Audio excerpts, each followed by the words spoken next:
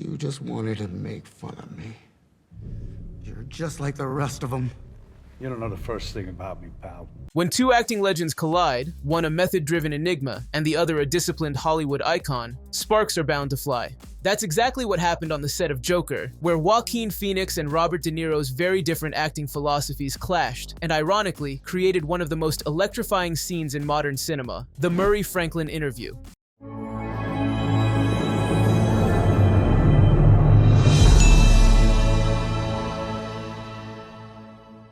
Behind the camera, director Todd Phillips found himself balancing two completely different worlds. Robert De Niro, steeped in decades of traditional filmmaking, relied on structure and preparation. For him, a table read before filming was essential. Joaquin Phoenix, on the other hand, thrived on unpredictability, a method actor who refused to rehearse or plan too much. That difference came to a head before shooting even began. Phillips revealed in an interview with Vanity Fair that De Niro insisted on a full cast read-through. He said, "Bob called me and goes, tell him he's an actor and he's got to be there. I like to hear the whole movie, but Phoenix wasn't having it. There's no fucking way I'm doing a read-through," he reportedly told Phillips. Stuck between two titans of their craft, the director had no choice but to negotiate peace. What made this so fascinating was that Joaquin Phoenix actually idolized Robert De Niro. He had long called him his favorite American actor, the kind of performer who could disappear completely into a role. Yet on set, Phoenix kept his distance. "I didn't like to talk to him on set," he once admitted. "The first day we said good morning, and beyond that, I don't know that we talked much. This wasn't arrogance. It was reverence." Phoenix didn't want casual conversation to break the illusion. He wanted to face De Niro's Murray Franklin not as Joaquin Phoenix, but as Arthur Fleck, desperate, alienated, and quietly unraveling. This deliberate distance between them only deepened the tension on screen. Their dynamic mirrored the power struggle of their characters, De Niro's composed talk show host versus Phoenix's unhinged outcast. When the climactic interview scene was filmed, that real-life friction became palpable. Every pause, every uncomfortable glance, every surge of rage felt brutally real. For Phoenix, the connection ran even deeper. After the death of his brother River Phoenix, Joaquin had briefly walked away from acting. But River had once told him to watch Raging Bull, De Niro's Oscar-winning masterpiece. That performance changed his life. I'm the best. I can take him more than anybody. You're dead, you're married.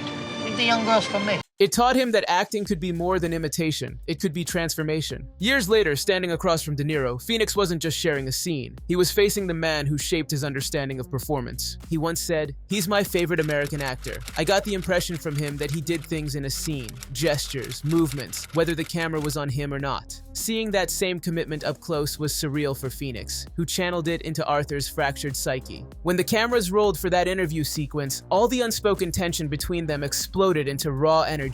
Phoenix's Arthur Fleck, fully transformed into the Joker, walks onto Murray Franklin's stage, face painted, laughter trembling on his lips. De Niro's calm professionalism meets Phoenix's volatile unpredictability, creating a scene that feels almost dangerous to watch. It's as if neither of them knows what the other might do next, and that's what makes it so hypnotic.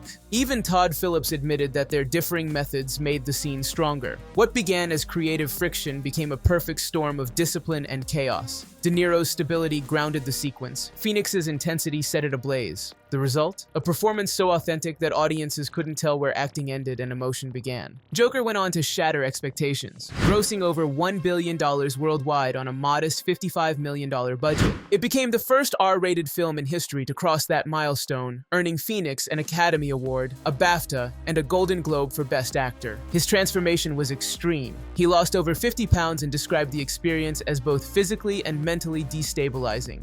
Yet interestingly, despite his unpredictable behavior on set, Phoenix never walked out of a scene with De Niro. Perhaps it was out of respect, or maybe it was because he knew the gravity of that moment. In hindsight, what could have been a clash of egos turned into a meeting of minds. Their tension wasn't destructive, it was alchemical. De Niro's meticulous precision met Phoenix's reckless brilliance, and together, they created something timeless. Just as Arthur Fleck longed for Murray Franklin's approval, Phoenix sought a kind of silent validation from his idol. The line between performance and reality blurred, and in that blur, Joker found its soul. The Murray Franklin interview scene remains one of the most powerful in cinema, a masterclass in how real emotion, even when born from friction, can elevate art to greatness. So, what do you think? Was it Joaquin Phoenix's raw intensity, or Robert De Niro's steady composure that made Joker's interview scene so unforgettable? Drop your thoughts below, and don't forget to like, share, follow, and subscribe for more deep dives into the greatest performances in film history.